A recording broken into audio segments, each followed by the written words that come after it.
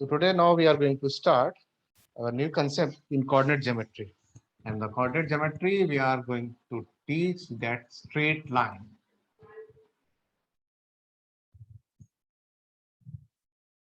In a straight line, right? Already we discussed a straight line in class 10th as in part of coordinate geometry. In class 10th, we already discussed about axis, that is your x, o, x dash and y, o, y dash. Right? This horizontal line is your x-axis and this vertical line is your y-axis. And the first point at x-axis, at this one axis, this all value of y that is equal to 0. यानी इस x-axis में y की value क्या होती है? 0 हो जाती है. And y-axis or this one at y-axis, इस y-axis में क्या होगा? x की value 0 हो जाती है. जो x की वैल्यूज होती है उसको एप्स बोलते हैं, एब्सकीसा. y वाली वैल्यू को बोलते हैं ऑर्डिनेट. राइट? जो मैथमेटिशियन था उसका नाम था पियरे कार्टेशियन. उसने सिस्टम डेवलप किया, उसके नाम से इसको बोलते हैं कार्टेशियन सिस्टम. और उसने डिस्कस किया this is your first quadrant, this is your second quadrant and this is your third quadrant and this one is your fourth quadrant. In first quadrant we are moving from, this is your origin, this one and this one. Sign is what? This is assumption of sign. This is your positive and positive. This here we are moving from this one side, x-axis positive, and above the origin y is always positive. So this is your plus plus. If I am moving like this one, so x is your negative, but moving upwards, so y is positive. If this is your plus plus, तो इसका opposite ये हो करेगा तो ये आ जाएगा minus minus. ये minus का हो जाएगा प्लस और ये प्लस का हो जाएगा माइनस. क्लियर? तो ये वैल्यू आ जाएगी आपकी, ये साइन के सिंबल होंगे plus plus minus minus plus minus. This all you should note in your copy. अपने कॉपी में इसको नोट करते रहे. राइट? तो ये मैंने क्वाड्रेंट सिस्टम बताया, ये इसके साइन के बताया मैंने, then x axis and y axis के बारे में वैल्यूज बताए. In all this all you had already learn in your class 10th standard. ये सारे 10th में चीजें कर चुके हैं. Then suppose that this is your A point, this is your B point. Coordinate of A is x1 y1, coordinate of b is x2 y2. If we are discuss the distance between a to b or ab distance, you are using distance formula class 10th standard, that is x1 minus x2 whole square plus y1 minus y2 whole square. This is your distance formula. In between these 2 points a and b, coordinates are x1 y1 and x2 y2. Fourth thing, section formula. If a line divide this AB point line in at the C point, the ratio is M1 and M2. ये आपका M1 ratio हो जाएगा, ये वाला ratio अगर आपका M2 हो जाता है. ठीक है? तो इस C के जो कोऑर्डिनेट होते हैं सेक्शन फॉर्मूला के अकॉर्डिंग कैसे लिखते हैं? तो tricky M1 x2 plus M2 x1 upon M1 plus M2. Similarly Y M1 y2 M2 y1 upon M1 plus M2. ये सेक्शन फॉर्मूला आ गया x के लिए. So these are known as the internal section formula. Suppose, अब देखिए इसको ध्यान से, this is the important point. I think this is not in your 10th standard. If suppose this is your A point, this is your B point, coordinate A is x1 y1, coordinate B is x2 y2. Suppose this line is passes like this one. If we extend like this one point, so extend कर देते हैं. And the C, ये हो गया आपका external division by C. This one is your M1 ratio and this is your M2 ratio. ये M1 है, ये आपका M2 हो गया. Obvious है कि M1 is greater than M2. ये पूरा M1 है, ये वाला पार्ट आपका M2. तो मुझे इस C के कोऑर्डिनेट निकालने हैं. Coordinate of C, that is let x and y. C के कोऑर्डिनेट ले लिए मैंने x और y. तो x की वैल्यू क्या लिखेंगे? That is M1 x2 minus M2 x1 upon M1 minus M2. Similarly, y is equal to M1 y2 minus M2 y1 upon M1 minus M2. Clear? So this is what this one is your external division. This is your internal division. Already these all points are discussed in your class 10th standard, right? If suppose this is your A point and this is your B point, coordinates are x1, y1, x2, y2. If C is your midpoint, ratio is what? 1:1. That coordinate is what? X5. So x is equal to what? X1 plus x2 upon 2. And y is equal to what? Y1 plus y2 upon 2. So these are what? These are the midpoints of any point given x1, y1, x2, y2. So first we discuss the distance formula. Second, we discuss the section formula internal, and this is your external section formula. And if the C is the midpoint, then we can use x1 plus x2 upon 2, y1 plus y2 upon 2. Now,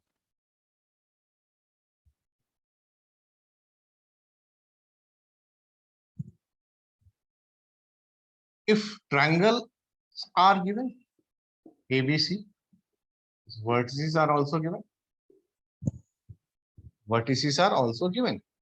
Then area of triangle is what? In already class 10th, x1 in bracket what?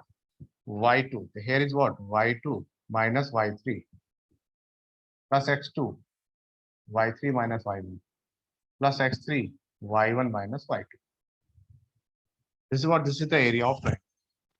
If vertices are x1, y1, x2, y2, and x3, y3. If this is equal to 0, then these 3 points are collinear. That is already done in class 10th standard. ठीक है? अगर triangle इसके लिए 0 हो जाती है, तो ये आपके हो जाते हैं कोलिनियर पॉइंट्स, यानी एक पॉइंट सीधे एक ही। कोलिनियर पॉइंट्स क्या होते हैं? ऐसे पॉइंट्स जिनको ज्वाइन कर दे तो एक स्ट्रेट लाइन आ जाती है, दैट इज द कोलिनियर। और नॉन कोलिनियर पॉइंट्स क्या होते हैं? जो स्ट्रेट लाइन पे नहीं आते, उनका एरिया ऑफ ट्रायंगल 0 नहीं होता है। क्लियर? ये भी आपने किया हुआ था क्लास 10th स्टैंडर्ड में। इतनी चीजें आपने कर रखी, ठीक है? So now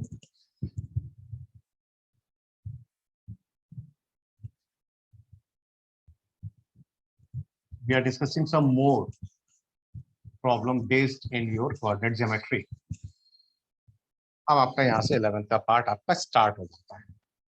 11th के पार्ट में देखिए एक्सेस तो वही है जो हम पढ़ रहे हैं, दैट इज योर एक्स, तो एक्स डैश एक्स एक्सिस है, वाई हो वाई डैश, ये आपका वाई एक्सिस है। फर्स्ट थिंग, अब मैं आपसे डिस्कस करता हूँ ना equation of this one line, that is what? X axis. तो first point is what? Equation of X axis. X axis की इक्वेशन क्या होगी? तो जो एक्स एक्सिस की इक्वेशन है, इसमें क्या होगा?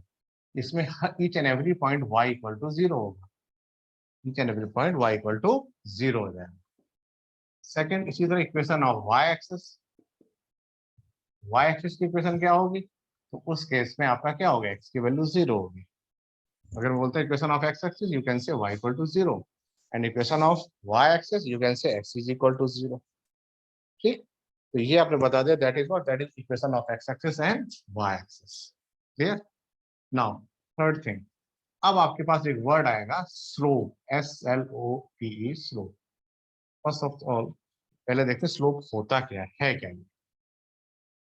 सपोज ये एक स्ट्रेट लाइन है, इस लाइन ने एक्स एक्सिस के साथ, this is your x axis, x के साथ एंगल बनाया anti clockwise, like this one, angle बनाया थीटा, और उसका अगर हम टेंजेंट ले लेते हैं, that is your tan theta, that is known as the slope, slope of the function, यानी m is equal to tan theta. याद रहे एंटी क्लॉक डायरेक्शन में, अगर क्लॉकवाइज बनाता, सपोज दिस वन बनाता, लेट दिस इज अल्फा, तो मैं इसमें यहाँ से थीटा की वैल्यू निकाल लूंगा, that is what? 180 minus alpha. 180 से इसको माइनस करूंगा तो ये वाली वैल्यू आ जाएगी, फिर मैं इसको यहाँ पे पुट करूंगा कब?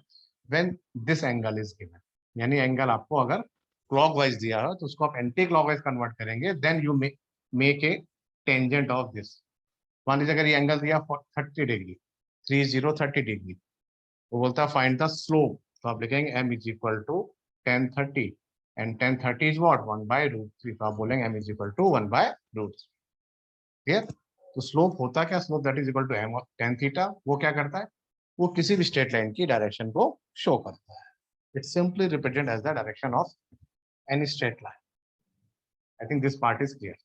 ये पार्ट आपको अच्छे से समझ में आ रहा है कि स्लोप क्या होता है। हाँ,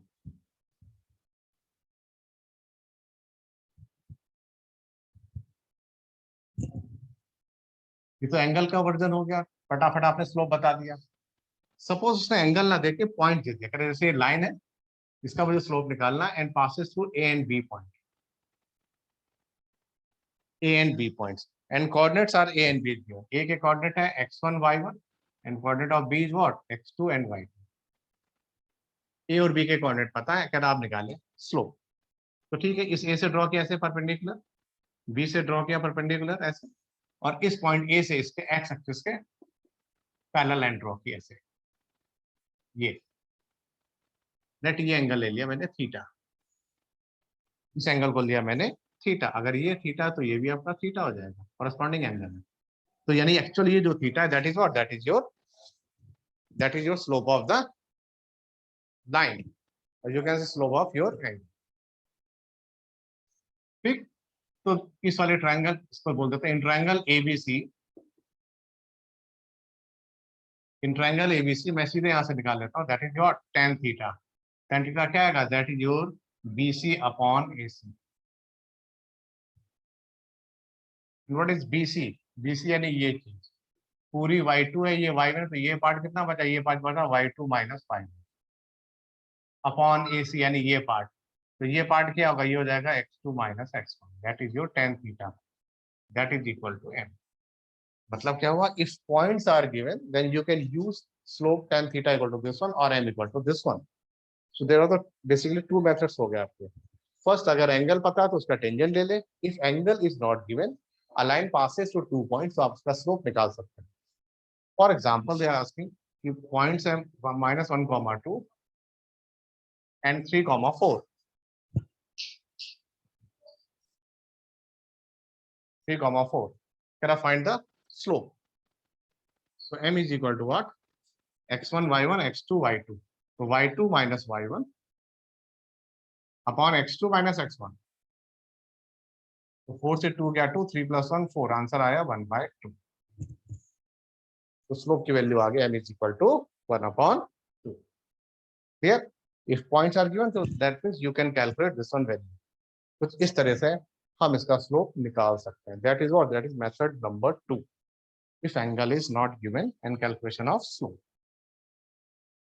Hope so this part is also clear to all of you.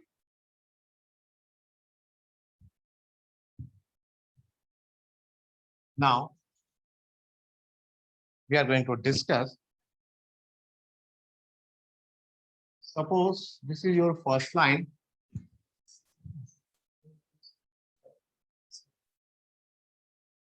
this is your first line,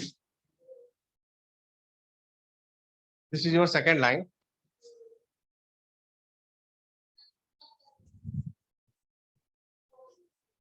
find the angle between them। ये एंगल निकालना है।